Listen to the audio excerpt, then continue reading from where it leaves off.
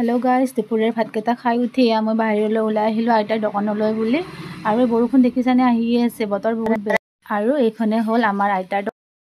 এই আইতা বহি আছিলে, আইতাক সুধিলোঁ মই আজি দোকানৰ বিক্ৰী পত্ৰ কেনেকৈ। বেয়াও নহয়, বতৰ বেয়া কাৰণে মানুহ অহা নাই নেকি? অলপ আহিছি।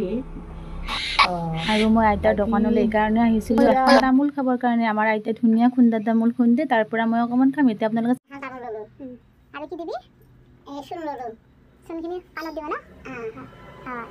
বহুত বেছিকৈ দিলি নেকি? নাই নাই, এইখিনি লাগবই না। চাদা এতিয়া দিব নালাগে নেকি? কাৰণ মই চাদা নোখোৱাকৈ অলপমান খাব লাগিব তামোল।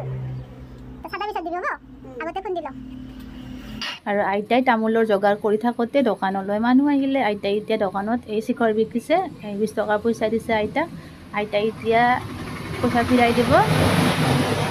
এয়া আইতাই পইচা বিচাৰি আছে, আইতাই 10 টকা এটা ফিৰাই দিলে। চাই আছে পইচাখন হয়নে নহয়। এয়া মানুহজনক দিলে, এতিয়া আইতাই আকৌ তামোল খুন্দিব।